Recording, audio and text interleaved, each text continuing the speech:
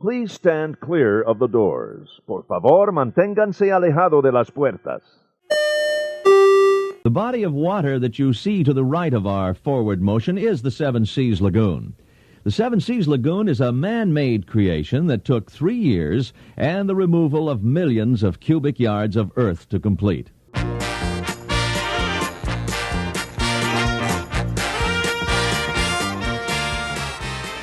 Hey everybody, thanks for joining us. I'm Tim Scott. This is ResortLoop.com, the gateway to the magic. Joining us today, normally you'd hear me introduce the DVC Roundtable.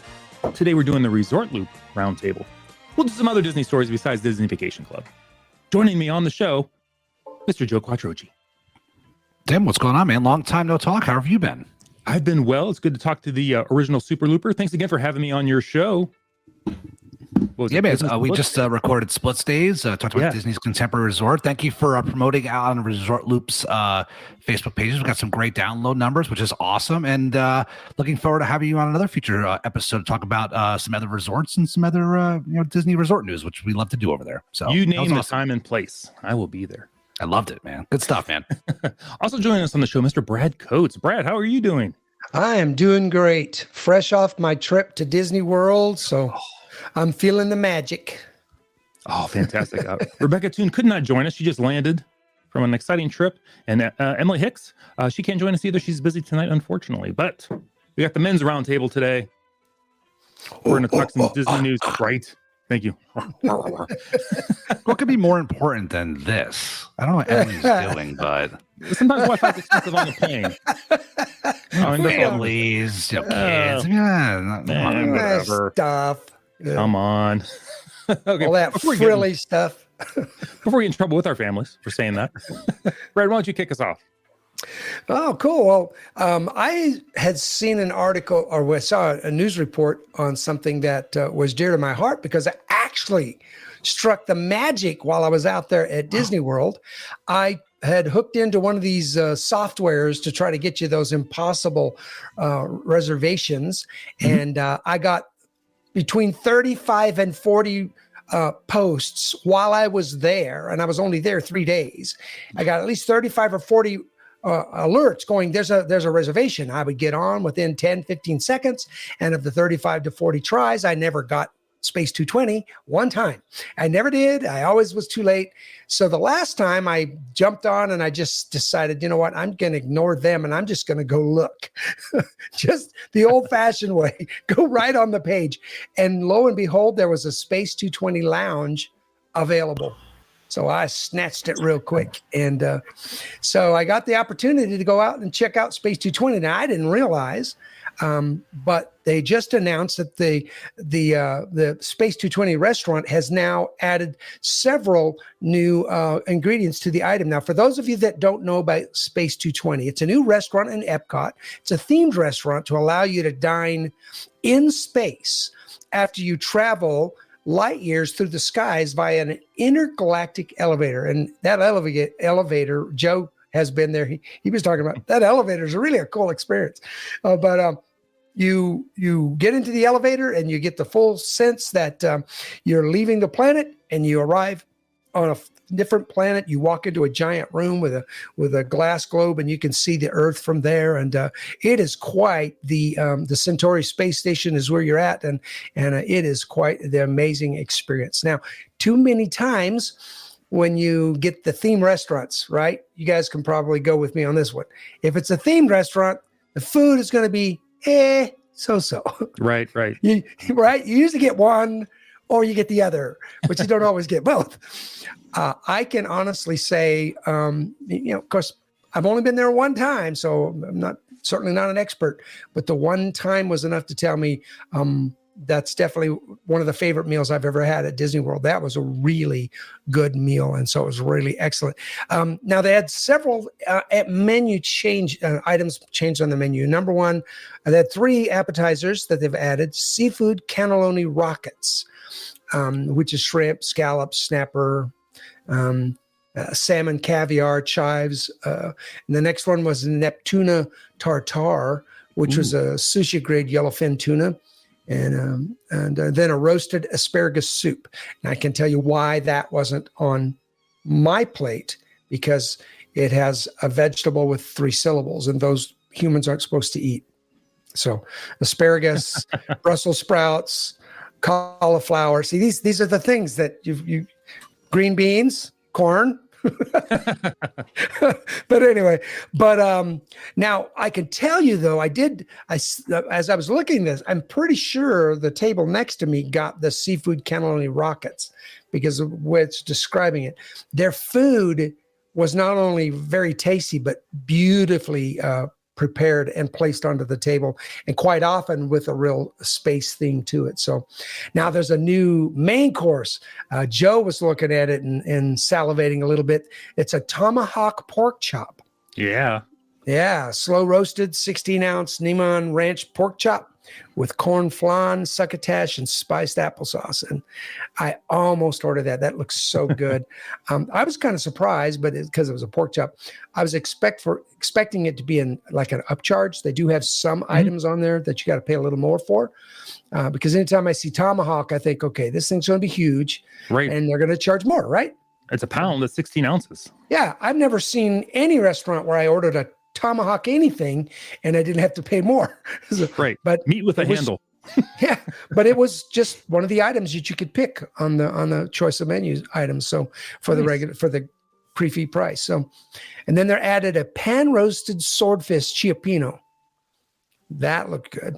Shrimp, little neck clams, Prince Edward Island mussels, and tomato fennel seafood broth, toasted garlic bread. Yum, yum, yum.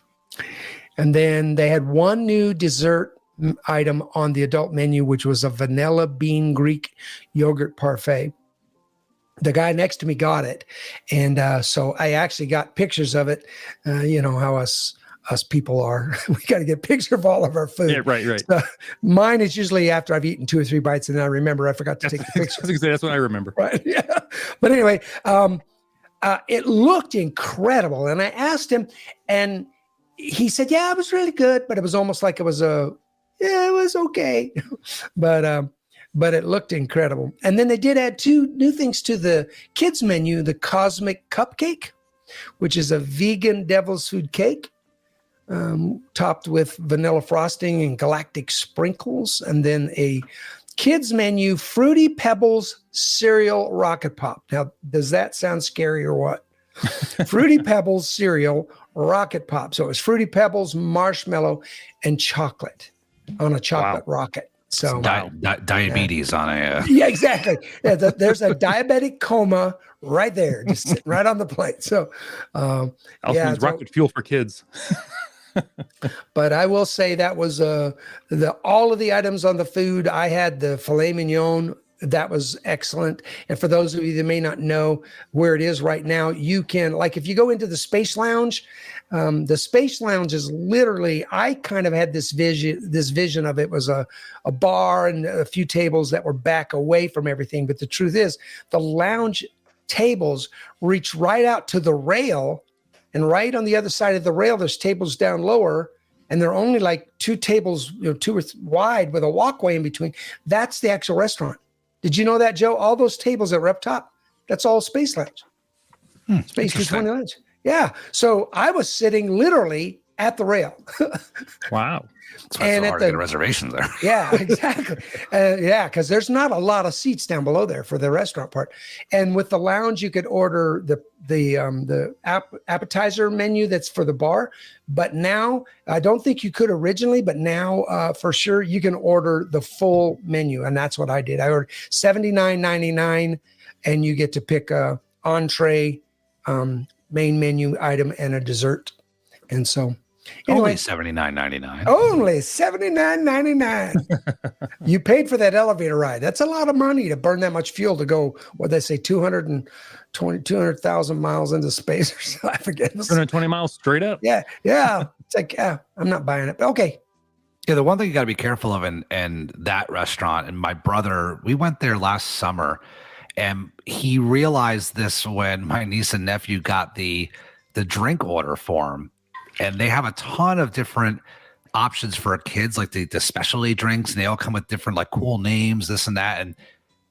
And if the kids don't like them, it's fine. Like there are these crazy concoctions. and they cost like a ton of money. And my brother got the bill. He's like, oh my God, it's like $22 drink here. And like, 12-year-old and a 10-year-old, right? They're like, oh, I want this. My brother wants the kids to be happy and orders the stuff. And it's a giant mess. So like I said, be careful because it's super exciting being in there, right? It's cool atmosphere. They got all kinds of cool names for drinks. The menus are colorful. Just be careful if you've got little ones in there or young tweens or kids because they want to maybe order these drinks because some of them, I don't know if they don't have the prices on them or not, but they're a little pricey, very sugary drinks, very colorful. Some of them don't taste good. I've even tried them. I'm like, this doesn't really taste good, but it could definitely up your bill. Trust me. Just be tread very carefully, especially with the kids. They definitely angle towards that. But I had a good experience. We were talking about this before we started recording. I liked it. Our service wasn't the best, but I think they were still working out some of the kinks with just opening up. The ride in the elevator is really cool. That's what classic Disney's about, is the experience. That's really what you're paying for. I mean, Brad, it was a good meal, right? I mean, you enjoyed your meal. There was nothing bad. There was nothing crazy either about it, but it was a good, solid meal in a theme park, right? But the experience and the atmosphere is what you're paying for. Absolutely. And, it's just like when you go to California Grill. Well, that's a bad example because the food's really good in California Grill, but you're paying for like the views, right, of the Magic Kingdom and stuff. Same thing here. You're paying for that unique experience of being quote unquote in space. So I'm glad you had a good experience, man, because it's hard to get in that place too. So. Oh yeah. Good luck. Tim, have you been in there yet, Tim, or not? Not yet. We haven't done the 220. We're excited to try it though. Just hasn't worked out time wise. Gotta get on that, man. You tell me about it. Gotta get a reservation, get down there at the same time. I can make a reservation. Tim's into that space kind of things. And speaking of space kind of things, if Rebecca Toon was on here, she would love my transition here into story number 2. Yes, and that comes from the Disney Parks blog. If you are a Star Wars fan, this one is for you. And Tim, this one goes all the way back to. Shout out to Bob Collar, right? The original days of Resort Loop, right, where we used to talk about loopers putting in for contests and maybe hopefully somebody would win one. Remember we used to always talk about that, right? Absolutely. Well, this is one of those. So to you guys, the OGs of the Resort Loop, right? Now through May 31st, you could enter the Star Wars Galactic Shop Disney Sweepstakes for a chance to win a vacation to the Walt Disney World Resort, including a 2-day voyage aboard the Star Wars Galactic Starcruiser and 4 Star Wars Galaxy Edge Legacy lightsaber hilts from Shop Disney. Hilts, I guess that's the things that hold them, right? Yeah. Okay. I'm sorry, I'm still not a Star Wars guy. I tried. The Star Wars Galactic Starcruiser Immersive Adventures, a revolutionary two-night experience where you are the hero of your own story. And we kind of know, unless you've been living underneath a rock, right? You're a Disney fan. We know what the Starcruiser experience is like. It's pretty cool. It's role-playing for 2 days. You get to go into Hollywood Studios and the Galaxy's Edge. Good stuff. The journey, it says here, would not be complete without a 30-minute portrait experience as well, and an excursion to the Droid Depot at Star Wars Galaxy's Edge to be further immersed in the story, which is pretty cool. You get that private kind of portrait experience, so you can I guess go out there with like a maybe a cast member, and you can take some pictures in front of like Millennium Falcon or any kind of the popular Star Wars icons within Galaxy's Edge. It says here, as you gear up to celebrate all things May the 4th, which is in 2 days as of the recording of the show. Sorry, Tim, to give away the pull the curtain back. But make sure you enter the Star Wars Galactic Shop Disney Sweepstakes for your chance to win. So I love it that we're kind of talking about sweepstakes. Maybe one of these days, maybe this is the one where somebody from Looper Nation will actually win and kind of can tell us how the Starcruiser experience was. But I think it's pretty cool that, obviously they've had some openings. There's been some discussion about the, it's a very expensive experience. We all know that. And I don't think the bookings have maybe been as high as they want them to be right now. Right. It's a very niche market, but I think that this is kind of cool that they're opening this up to some, to a giveaway, and maybe give somebody who maybe wouldn't have the chance to do this that opportunity. And I think that's pretty cool. And anytime anybody can win something from Disney, we're all for that. So shout out to Disney on that for doing this giveaway, and hopefully somebody from Looper Nation will be the winner of that. So maybe we get an email. That'd be fantastic. That'd be awesome. So I fully intend to be that guy. So just so you know, I hope so. As soon as I saw this, I went out and registered already. But included, if you look at the details on this, you also get the two-night voyage at the Galactic Starcruiser, a 3-night stay at the Walt Disney World Resort, also for up to 4 people. Oh yeah. Mm-hmm. You get a $500 Disney gift card and up to 4 round trip coach airfare to get down and back. Did I miss that part? This is a good concept. Am I a bad reporter? It's on the click thing at the bottom. Oh, I'm sorry. No, you're fine. I just want to make sure I got that out there because that's called teamwork right there, Tim. That's what we do, man. And another thing to be aware of on this sweepstakes is that it's not just you don't enter just once. You can enter each day. Yes. Or I forget how many days it was, but for the next several days, you can continue to register each day one more time. So definitely going to be putting that on my list. Set a reminder on your phone every day. Do you know what I kind of miss, guys? You know what I really, and like I said, you guys know I'm not a Star Wars guy, right? And that's fine. Mm-hmm. But you know what I really miss? I really miss those days when they had Star Wars weekends at Hollywood Studios, because I remember, even though it wasn't my thing, right? I remember how excited people used to get. And I used to love watching. This was kind of like in the infancy of like social media and YouTube and Twitter, and watching people report like the crazy lines and who the guests were going to be at Hollywood Studios and all these panels they were going to have. It was such a big deal and such a big experience. I kind of miss those days. I mean, all of those different kind of weekends they used to have. ESPN the weekend they used to have. I really. It's kind of like you get it all the time now, and I kind of earn for those days where there was like a special, like May the 4th was a deal. It's like, are you going out for May the 4th? You going out for Star Wars weekends? And it was kind of like, we all love Run Disney weekends.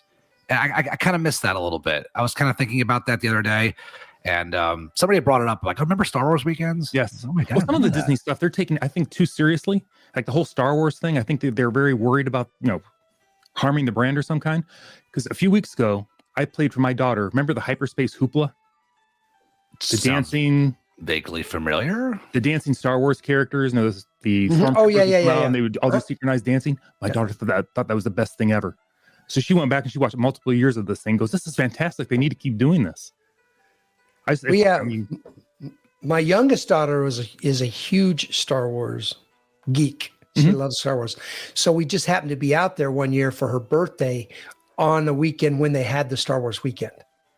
And I'll tell you firsthand, we've done a lot of events out there at Disneyland and at Disney World. And that may be the funnest, probably the second funnest one I ever did. The funnest one was the villains, when they did the big villains thing where in the Hollywood Studios. That was the best one I've ever done. But man, that Star Wars weekend, like you're saying, Joe, it was incredible. And even if you're not totally into the whole, understand all of the characters, just the way they interact. The stormtroopers are walking through the crowds, they're arresting people, people are snapping too. And it was, I missed that.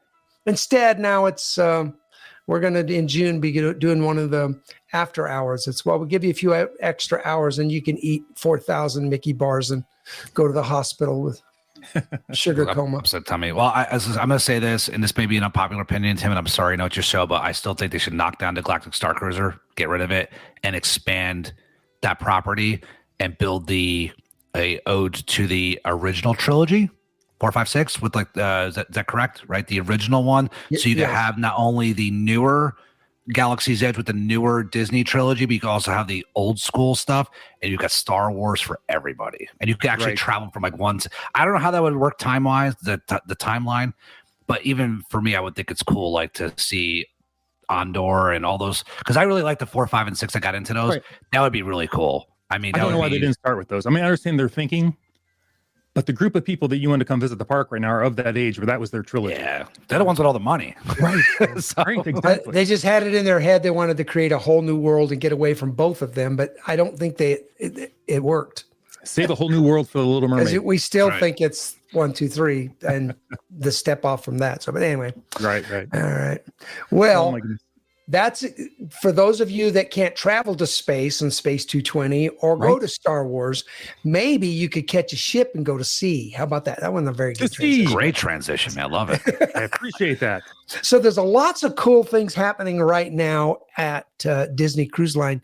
For those of you who are trying to decide where you want to go for your next trip. Do I go to Disney World for the 100th anniversary, or do I go on a cruise for the 25th Disney Cruise Line silver anniversary at sea?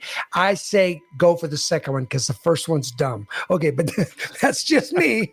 Right, Joe? Those 100 signs are like, really? People are like, what is Brad, what's 100? Let me tell you. So I've never been on a Disney cruise. I haven't, but I've been on Royal Caribbean. I'm new to the cruising scene. I did 2 Royal Caribbean cruises last year. I love cruising. I love DVC. I love the resorts. We love the parks. We do.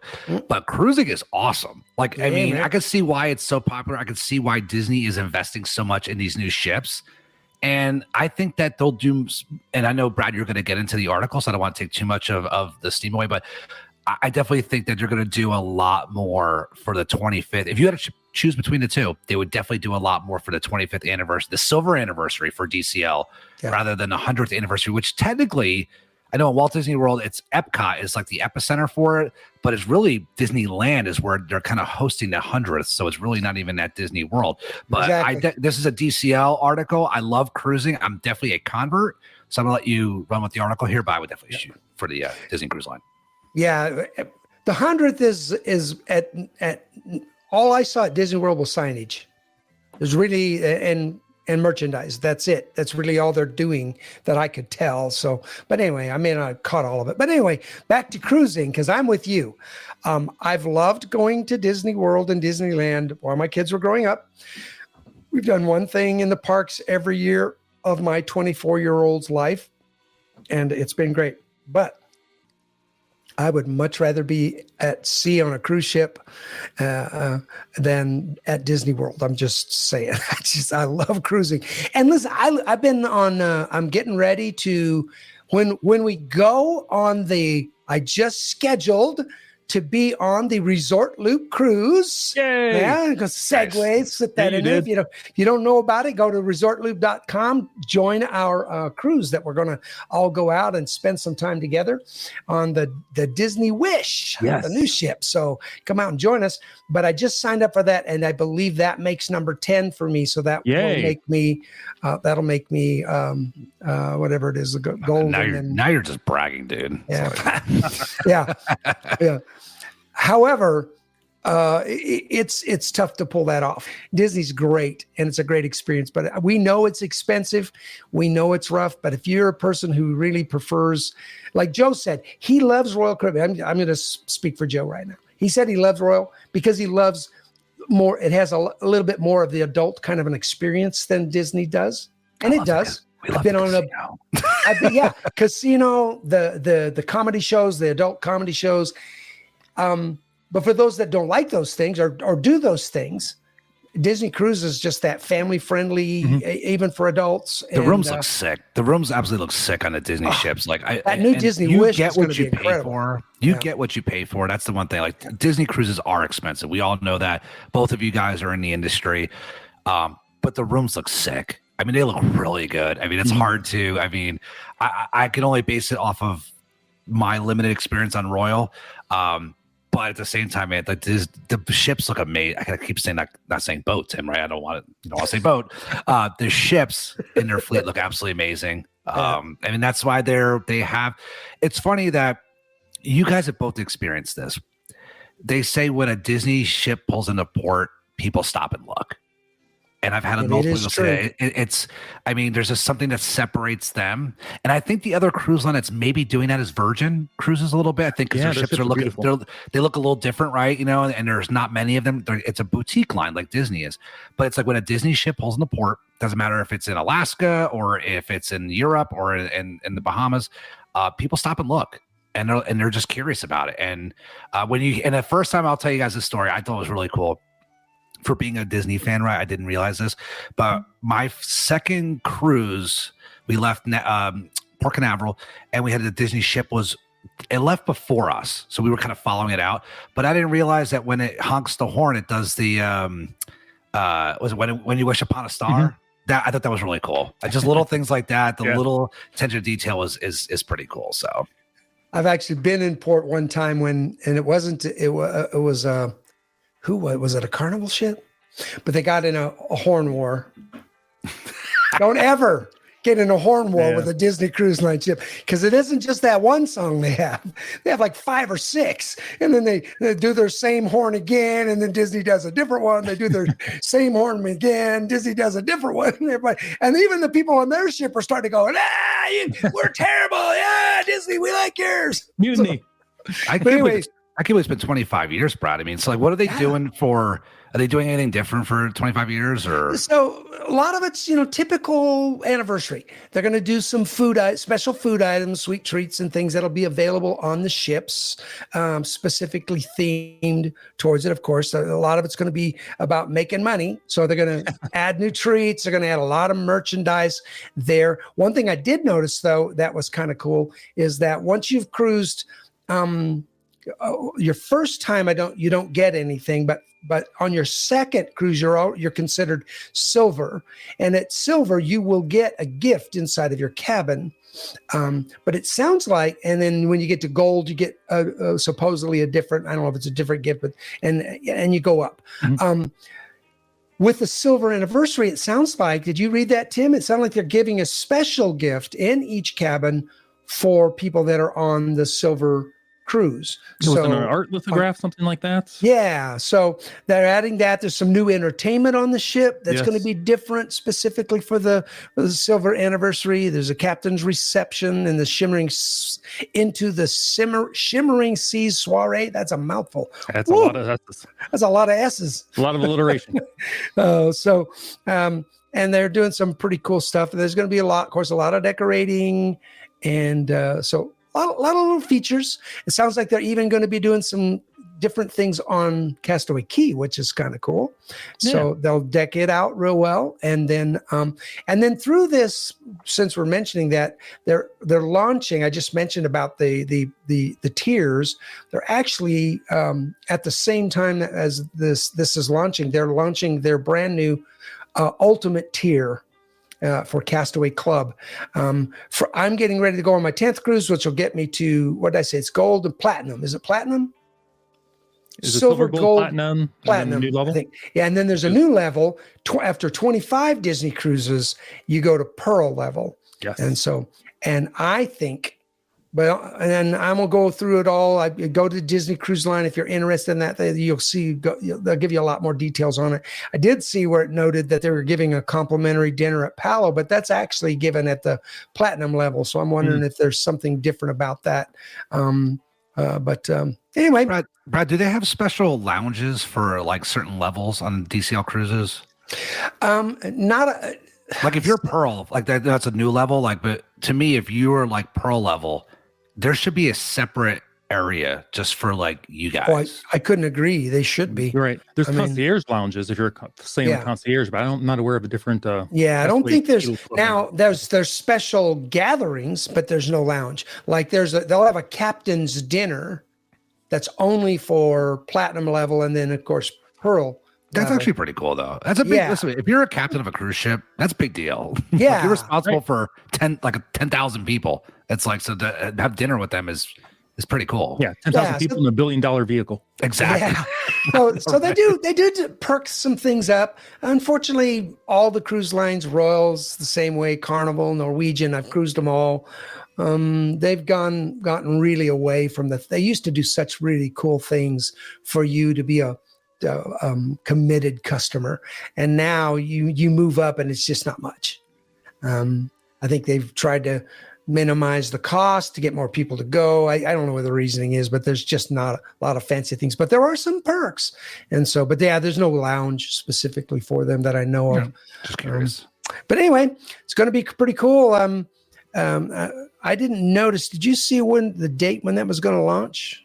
It was May 1st. So as we recorded, just started yesterday. So we're active. Cool. So another reason for you all to get online, ResortLoop.com, follow the link, get Tim to book your room on our upcoming Resort Loop cruise, because that would be during the silver anniversary at sea. So we'll find out more about it. How fun would that be? Yeah, it'll be cool. Yeah. All right. Well, speaking of fun and going places, Tim, you want to hit up story number 4? Because I would love to. Absolutely, let's do it. Let's pack. Now, we all remember our good friend Joe Rohde, lead Imagineer for Disney, for the Imagineering. Well, now, thanks to our friends at Adventure by Disney, you have the opportunity to travel to the Arctic with Joe Rohde. He's back. I know. I wonder if this means he's going to be back doing other things, and I hope so. We all love Joe Rohde. There's only on one sailing on July 10th to the 19th. He will join the Adventures by Disney Arctic Expedition Cruise. And he's going to share his insights on his 40-year career, You'll remember him from things like the Animal Kingdom, Alani, all sorts of just highly themed things. That was Joe's thing. Lots of research, which is going to go well with this cruise. His commitment to authenticity and inspiration is rooted in extensive field research, because I know he spent a lot of Disney money doing research for the Animal Kingdom and Alani. This itinerary will start in Oslo. We'll meet your adventure guides. You will board an expedition cruise ship. You'll meet your leaders. And this trip is all about discovering the beauty of the Arctic.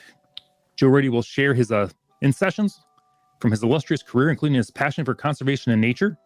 In fact, he was instrumental in the creation of the Disney Conservation Fund. We're all aware of that, which supports organizations worldwide working to save wildlife and inspire positive change. There are only a few spots remaining. This is a very expensive trip cruise.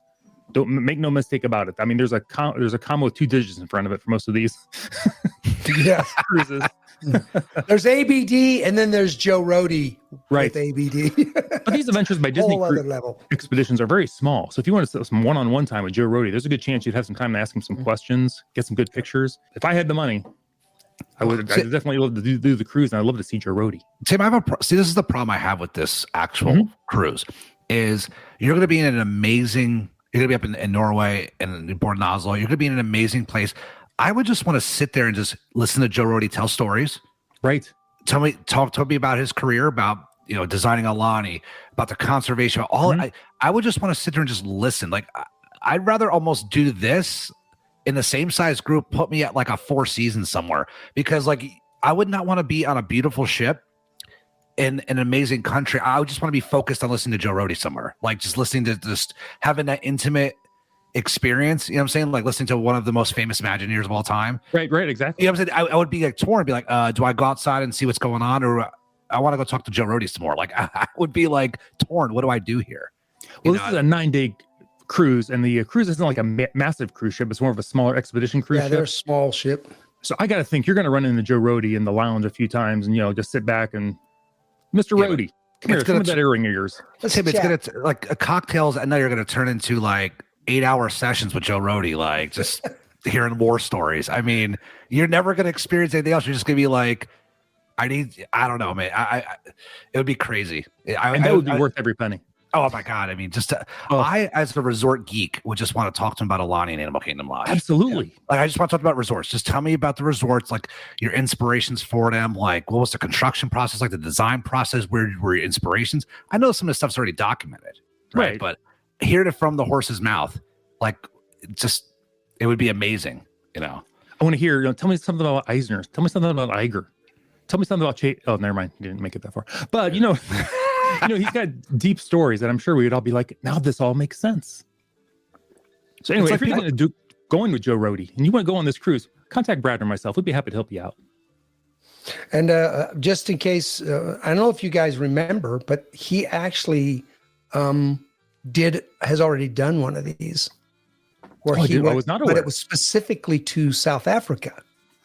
Oh, I did remember that. Yeah. And I seem to remember reading an article of somebody that went on that was just like, it was a life-changing experience. But there be, as much as it would be amazing to hear him, now he's literally in the element of what he was creating at Animal Kingdom, and he's sharing. But it's cool to that point, Joe, what you were saying, the article I was reading, what they were mentioning was how they would go out and experience something either before or after he shared, and he would just illuminate it and make it become so much more impactful and powerful. So yeah, I can't even imagine. All right, so you don't have to choose; he's gonna be part of it. All right, yeah. So yeah. Right. Just like the ship, but he wants to Joe Rohde. It's like, all right, let him come off the ship with us. It's like so. So if anybody wants to, adopt me, and send me on this trip as your, to bless me. Absolutely. Or you want to make my wish come true? Nice transition. I wonder when it was coming. A nice one. How about you, Joe? Well, great transition. So the last and final story comes from Attractions Magazine. They talk about the Make-A-Wish Disneyland, the Main Street windows. We all know about the windows on Main Street in Walt Disney World and Disneyland. They're kind of reserved for people in the company who've done have been legends. Thank you. I was having a hard time finding the words for that. And it's probably one of the biggest honors that I think the Walt Disney or the Disney company gives out. So in this article, they're talking about to commemorate World Wish Day, the anniversary of the wish that inspired founding Make-A-Wish, which we all know about. They do amazing things. I know my wife personally works with Make-A-Wish with NASCAR, and they do absolutely amazing stuff. Disneyland dedicated 3 Make-A-Wish windows on Main Street, USA, which is really, really cool. Disneyland Resort was part of the first official Make-A-Wish granted, and since then, the 40-year partnership between Disney and Make-A-Wish has made almost 150,000 wishes come true, making Disney the largest Make-A-Wish grantor in the world. And here in Florida, over the last year, the Make-A-Wish has partnered with Walt Disney World, or the Disney company.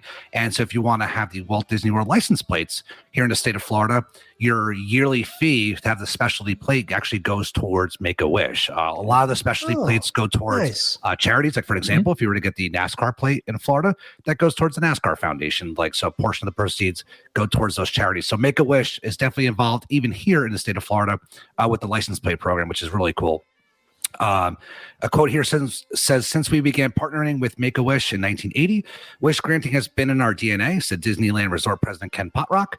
At every level across the company, Disney cast members are passionate about working with Make-A-Wish to create hope, happiness, and make dreams come true. And we've all seen when we were in a park, the T-shirts and the buttons of the Make-A-Wish families. It's super cool to see these families, wishes come true.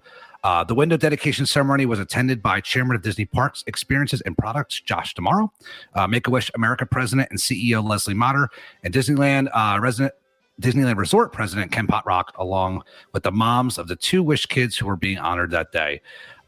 It goes on, and it says here the Make-A-Wish windows are above the Wish Lounge, a place for Wish kids and their families to relax during their visit, which I think is really cool because sometimes we all know trekking through the parks, it takes a lot out of these families, all of us, right? And then for some kids who maybe are struggling a little bit, it's great that they have a place to go and kind of chill out and reset. In addition to designing the windows, Walt Disney Imagineering and artists from Walt Disney Animation Studios collaborated on the design for the Wish Lounge, inspired by Disney Animation's upcoming animated film Wish, which is being released in November of 2023. So I think it's a charity that we could all get behind, Make-A-Wish. And then obviously it's not just for kids who are sick.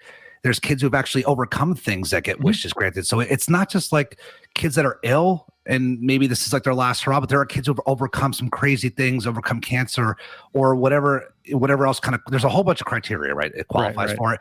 And I think it's amazing that Make-A-Wish kind of works with the Walt Disney Company to grant these wishes and let these kids have a kind of a reward for going through a lot. You know what I'm saying? So I just think it's really cool that they're kind of doing this, and they're kind of bestowing a huge honor. Among Disney legends, right, Brad? And Tim, you guys just said it. So I just think it's an awesome feel-good story. With everything going on, a lot of times the news isn't always so positive, right? This is actually fantastically positive news. So kudos to Make-A-Wish and to Disney for doing this out in Disneyland. So that's one of the features about Disneyland. For those of you that haven't gone to Disneyland as much, that's really my home park. I went for many, many, many years before I started going to Disney World, but they're just very steeped in the history and the traditions. And so the windows have always been a big deal. And so you just walk down the streets and see legend after legend and people that you're impressed. I just love this. But honestly, I think the coolest part of this announcement, right, Joe, is that Wish Lounge. Yes. That not, I love the way you described it. Kudos. That is so amazing that they're thinking about these folks in such a special, unique way. It's great. You get in the park and they give you special features in front of the line and da-da-da-da, but to recognize the wear and tear of being in that park, because even this last trip last week, I saw several Make-A-Wish. And there was a couple of them that I saw when the families were there, and you could just see the weariness. And part of you was just like, it's like, oh, I know you're here and I know you're enjoying it, but I hope you're enjoying it enough to.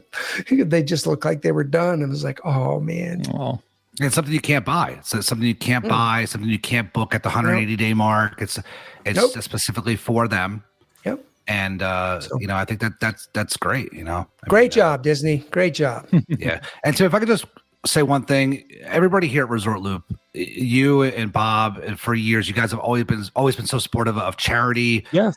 Different charities out there. I know you guys have always put out. Everybody here knows my wife works for the NASCAR Foundation, which is a nonprofit 501c3. Obviously associated with the sport of NASCAR, and they work with Make-A-Wish a ton, and they do amazing things. And you guys have always put out stuff about the NASCAR Foundation and helping them raise money. Well, the one thing I asked him, and he said was okay to do, is in a couple of weeks, the NASCAR Foundation is going to be doing the NASCAR Day Give-a-thon, and what it is that the NASCAR Foundation is going to be over a 72-hour period, be bringing over 750 registered charities, just bringing awareness to all of these local charities across the country. So if you guys log on to NASCARfoundation.org/giveathon, you guys can see all the different charities that have registered, and they're just kind of putting these out there, some charities, some smaller charities that do a lot of great things that maybe don't get the exposure, and NASCAR and the NASCAR Foundation is trying to like bring exposure to them. So I think it's just awesome. So in regards to this article about Make-A-Wish, and we all know who Make-A-Wish is, but there's so many other smaller charities out there that do such great things for people in the community. And so I just want to kind of throw it out there that my wife's charity, who she works for, is trying to showcase these 750 plus regular charities over a 72-hour period coming up the next couple of weeks. So NASCARfoundation.org/giveathon. You could check it out. There's a lot of great charities out there. We know Looper Nation is super charitable. So if you guys are feeling charitable, there might be a charity out there who does kind of some things, maybe like Make-A-Wish, or there could be some other things in regards to like animals or other kinds of, good things out there. But it's something that maybe you guys would be, if you're looking to donate, there might be some great charities out there to work with. So thank you, Tim, for letting me put that out there. But there's a lot of good people out there volunteering their time and doing good things for people. And, you can always spread the word. It said, Tim, you've always been great about spreading the word about the foundation. So I figure if I could take this opportunity to promote that for other charities, that's fantastic. So absolutely, I appreciate you doing that. So that is so incredible. Well, I'm looking on the page right now. Participating charities, 830. No, she's been busy, my wife, getting more. Oh my gosh. Bosque City, Louisiana, Richmond, Virginia, Simicali, California, Honolulu, Hawaii. I mean, there is. So folks, whatever your passion is for, animals or boys and girls clubs or whatever, man, it looks to me like you're going to find something to support in this. This is incredible.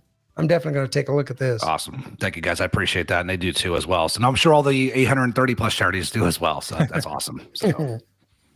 Happy to help. Happy to share that. We're a very generous group here at Resort Loop. So I hope everybody fantastic community. So thank you very much. Guys, we need to wrap this up. We got things to do. Okay, get ready for the next show. Can we guys do this in a couple weeks? Sounds good. Absolutely, brother. Fantastic. Joe, where can people find you if they have any questions? You can find me on Twitter, Instagram at Joe Quiet. You can also find me over at the DDP, Disney Dad's Part DDP today, a podcast. We just changed our name, abbreviated it. And we have a regular show over there. And I also have my small show called Split Stays, which Tim was just a guest on. And we talk Disney resorts, DVC News, Disney News, Resort News. So find me over there. And happy to be on here, Tim, and looking forward to the next show. Oh, wonderful. How about you, Brad? Where can people reach out to you? Okay, so I hate to use the word, but I'm usually trolling around at Resort Loop Live on Facebook. You can find me at Family Fun Travels by Brad, also on Facebook. And hopefully you can find me somewhere in the Disney universe enjoying some happy time. We're up in space 2220 in that universe. Yeah, I'm headed there in June again. Woohoo! Woohoo! And I'm Tim Scott, Facebook, Twitter, the website, ResortLoop.com. If you'd like to join us on the Resort Loop group cruise, departing November 27th, Disney Wish, reach out to Tim at Resort Loop Travel. We're happy to hook you up and be part of our group. So, everybody, you've been listening to the Gateway to the Magic. Take us out, guys. See you, everybody.